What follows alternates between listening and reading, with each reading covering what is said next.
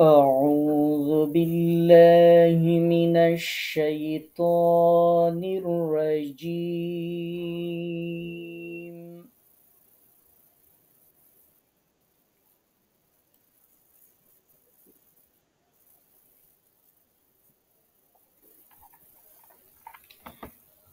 بسم الله الرحمن الرحيم.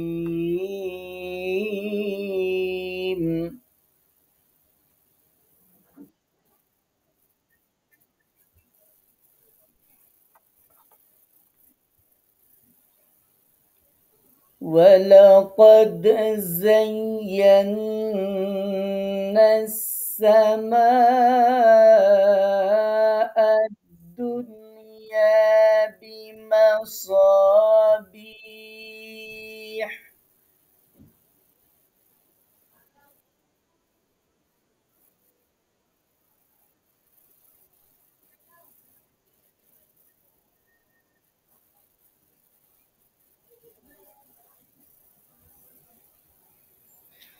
ولقد زينا السماء الدنيا بمصابيح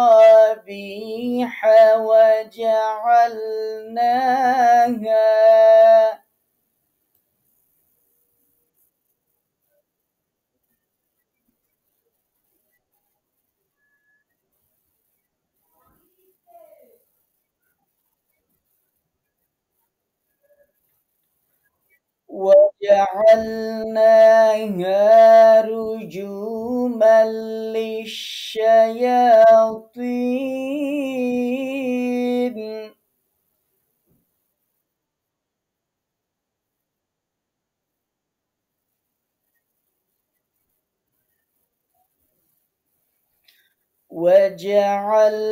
وجعلناها رجوما للشياطين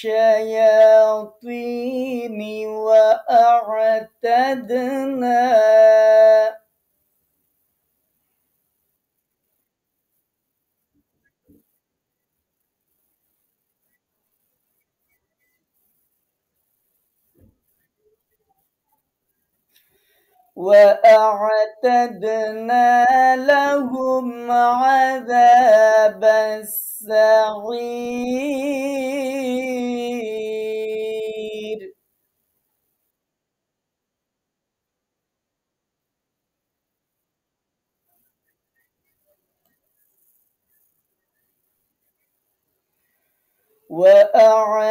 وأعتدنا لهم عذاب السعير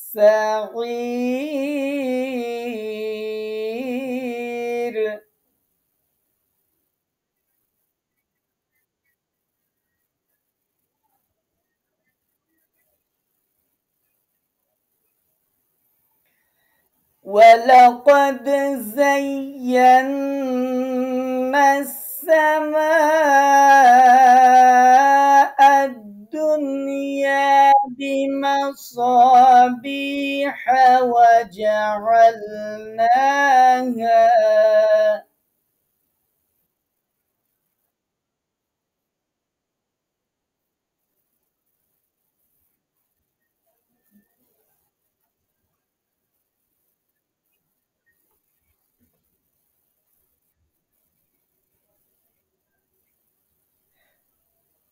ولقد زينا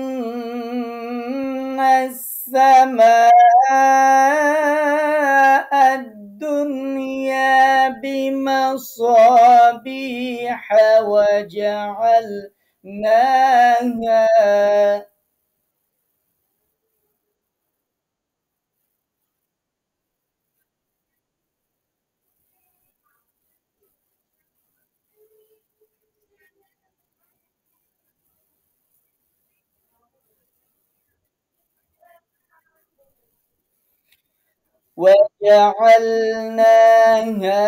رجوما للشياطين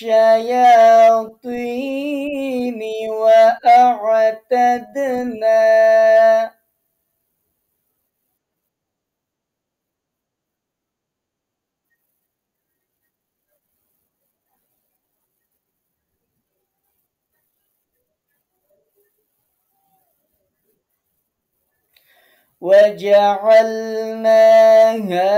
رجوما للشياطين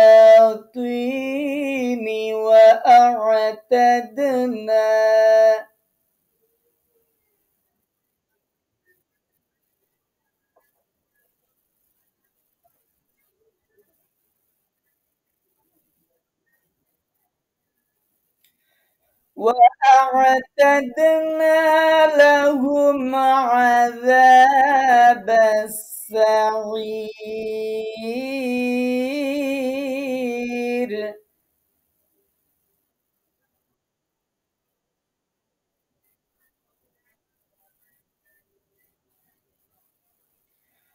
وأعتدنا لهم عذاب السعير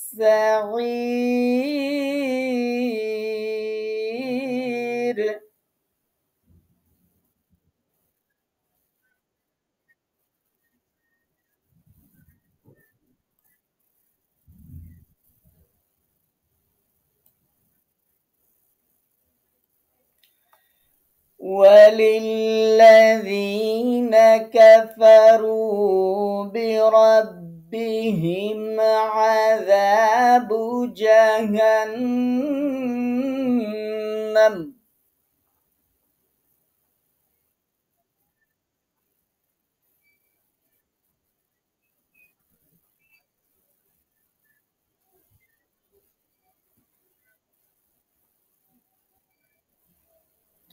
وللذين كفروا بربهم عذاب جهنم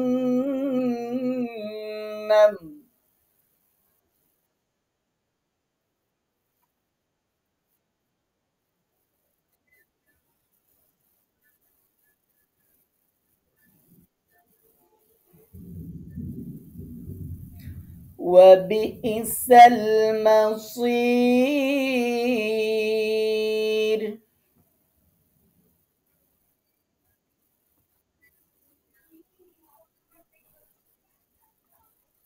وبئس المصير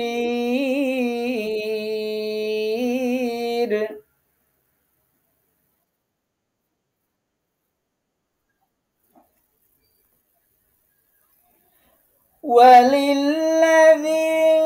كفروا بربهم عذاب جهنم وبئس المصير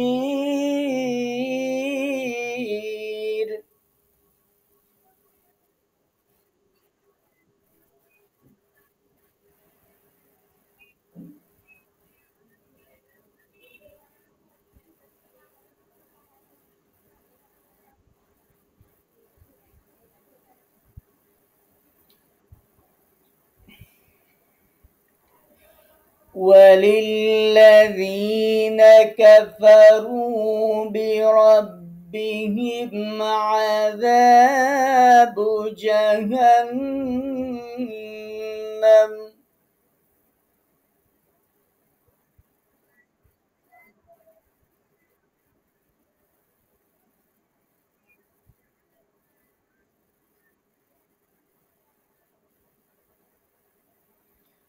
وبئس المصير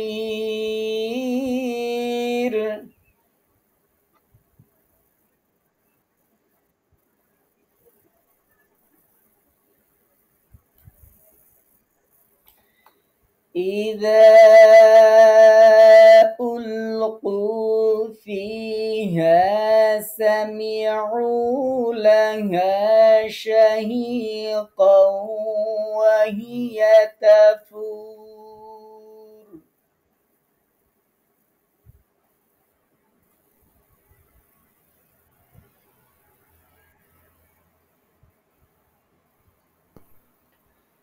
إذا ألقوا فيها سمعوا لها شهيقا وهي تفور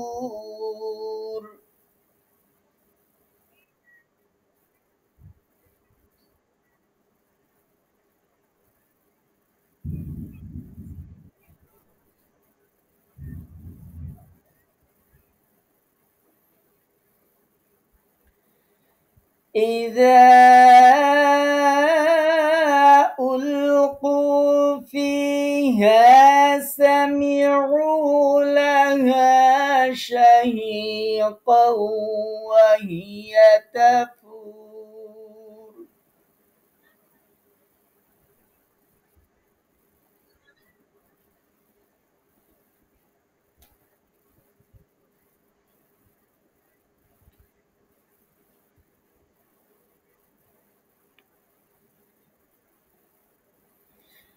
إذا ألقوا فيها سمعوا لها شهيقا وهي تفور.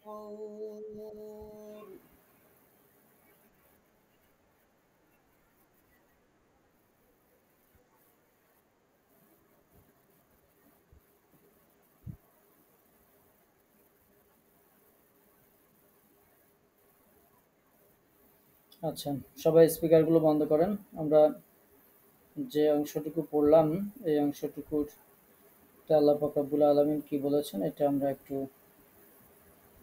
শিখি, তারপরে ইনশাআল্লাহ আমরা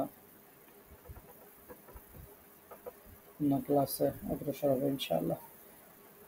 আমরা সূরা মুলক শিখছি। আজকে ৩ আয়াত পড়ালাম, এটার কারণ হচ্ছে যে আগেরটা সহ রিভিশন দিবেন। ক্লাসে পড়া আমরা নতুন ৩ আয়াতই ধরবো, বাট আপনারা আগেরটা সহ অবশ্যই রিভিশন দিবেন ইনশাআল্লাহ। তো আমাদের অনেকের ভালো পারছেন আলহামদুলিল্লাহ, অনেকের একটু কষ্ট হচ্ছে। তো আমরা সবার সুবিধার্থে পড়াটা কম করে দিচ্ছি ইনশাআল্লাহ, বাট পড়াটা আপনারা খুব সুন্দর করে পড়বেন যাতে সারা জীবন মনে থাকে ইনশাআল্লাহ। আমরা ৫ নম্বর আয়াত থেকে শুরু করেছিলাম মশলা পড়া। ৫ নম্বর আয়াত, ওয়ালাকাদ যায়্যান্না থেকে। ওয়ালাকাদ, ওয়া মানে এবং, লাকাদ নিশ্চয়ই, তাহলে এবং নিশ্চয়ই, যায়্যান্না মানে সুশোভিত করা, আমরা সুশোভিত করেছি বা আমরা সাজিয়েছি। এখানে আমরা সাজিয়েছি, সুশোভিত করেছি একটা বললেই হবে। সামা আর দুনিয়া, দুনিয়ার আকাশকে। সামাউন মানে আকাশ, দুনিয়া মানে দুনিয়া, দুনিয়ার আকাশ। তো এই দুনিয়া শব্দের একটা অর্থ হচ্ছে নিকটবর্তী, সেজন্য এটাকে এভাবে অর্থ করা যাবে যে নিকটবর্তী আকাশকে। নিকটবর্তী আকাশ মানে আমরা যে আকাশ তাকাইলে দেখতে পাই আর কি। তো এই নিকটবর্তী আকাশ বা দুনিয়ার এই আকাশকে সাজিয়েছি আমরা বি মাসাবিহা, বি মানে হচ্ছে দ্বারা, মাসাবিহ এটা হচ্ছে প্রদীপ মালা, প্রদীপ রাশি, প্রদীপ পুঞ্জ, এরকম অর্থ, অর্থাৎ প্রদীপ রাশি দ্বারা। ওয়া জাআলনাহা, ওয়া এবং জাআলনাহা উহাকে বানিয়েছি, রুজুমান, রুজুমান মানে নিক্ষেপের উপকরণ যেটা, অর্থাৎ আমরা যেমন কোনো কিছু ছুঁড়ে মারি, সহজ বাংলা বলি, নিক্ষেপ করা বললে যদি না বোঝেন, এই ছুঁড়ে যে জিনিসটা মারলাম, একটা ঢেলা হোক একটা অন্য কিছু হোক, এই যে জিনিসটা এটাকে বলা হয় রুজুম। তো এই প্রদীপ মালা মানে এই তারকাগুলোকে কি বানানো হয়েছে, রুজুমান, নিক্ষেপের উপকরণ, ছুঁড়ে মারার বস্তু, লিশ শাইতন, শয়তানের জন্য, শয়তানের দিকে ছিঁড়ে মারার জন্য এগুলোকে নিক্ষেপের বস্তু বানানো হয়েছে।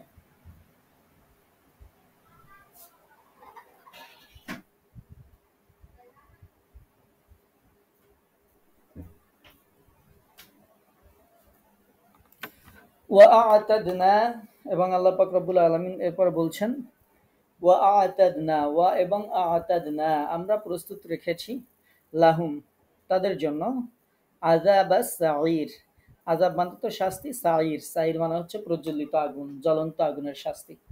তাহলে এই আয়াতের অর্থ হচ্ছে আমি দুনিয়ার আকাশকে বা নিকটবর্তী আসমানকে প্রদীপ পুঞ্জ দ্বারা, প্রদীপ রাশি দ্বারা সাজিয়েছি বা সুশোভিত করেছি এবং সেগুলোকে শয়তানের প্রতি নিক্ষেপের বস্তু বানিয়েছি, আর তাদের জন্য প্রস্তুত করে রেখেছি জ্বলন্ত আগুনের আযাব বা শাস্তি।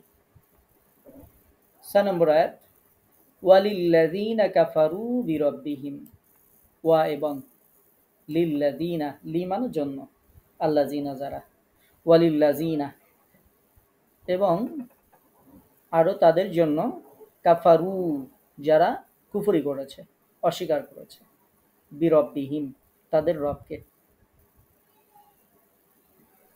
আযাবু জাহান্নাম জাহান্নামের শাস্তি, অর্থাৎ তাদের জন্য জাহান্নামের শাস্তি রাখা হয়েছে। ওয়া এবং বিইসা, বিইসা মানে নিকৃষ্ট, খুবই খারাপ, অত্যন্ত খারাপ, কতই না খারাপ এরকম বোঝানোর জন্য বিইসা শব্দ ব্যবহার করা হয়। ওয়া বিইসাল মাসির, ফিরে যাওয়ার, মাসির মানে হচ্ছে যেখানে ফিরে যাইতে হবে, প্রত্যাবর্তনের জায়গা, আর সেটি কতই না নিকৃষ্ট বা সেটা অত্যন্ত খারাপ প্রত্যাবর্তন স্থল, ফিরে যাওয়ার জায়গা। তাহলে এই আয়াতের অর্থ হচ্ছে, আর যারা তাদের রবকে অস্বীকার করে তাদের জন্য রয়েছে জাহান্নামের আযাব, আর কতই না নিকৃষ্ট সেই প্রত্যাবর্তন স্থল। এরপরে আল্লাহ তাআলা বলছেন, ইদা উলকু, ইদা মানে যখন, উলকু মানে নিক্ষেপ করা হবে, নিক্ষিপ্ত হবে, ফিহা তার মধ্যে, সামিউ তারা শুনবে, লাহা তার জন্য, শাহিকান, শাহিকান শব্দের অর্থ প্রকাণ্ড আওয়াজ, বিকট শব্দ, ওয়াহিয়া, ওয়া এবং হিয়াতা তাফুর উদ্বেলিত হবে, উতলে উঠবে আর কি। তাহলে এই আয়াতের অর্থ হচ্ছে, যখন তাদেরকে তাতে নিক্ষেপ করা হবে তখন তারা তার বিকট শব্দ শুনতে পাবে আর তা উথলিয়ে উঠবে। এই হচ্ছে এই আয়াত, যে আয়াতগুলো আমরা মস্ক করলাম এগুলো হচ্ছে সেই আয়াতগুলোর অর্থ। আয়াতগুলো অর্থ বুঝে বুঝে সুন্দর করে পড়বেন ইনশাআল্লাহ, যেন কোনো ইয়ে না হয়, ভুল না যায়। আর সব সময় পড়ার সময় আগেরটার সাথে পড়বেন, এজন্য কিন্তু আজকে আমি পড়া কম দিয়েছি। এই ৩ আয়াত আগামী ক্লাসে এই ৩ আয়াতই আমাদেরকে শোনাবেন, বাট আপনারা আগেরটা সহ সুন্দর করে রিভিশন দিয়ে আসবেন, পূর্বেরটা। তাহলে দেখবেন আমরা যখন পরীক্ষা নিব বা ইয়ে করবো, দেখবেন কোনো কষ্ট হবে না ইনশাআল্লাহ, খুব সহজেই আপনারা অ্যান্সার করতে পারবেন ইনশাআল্লাহ।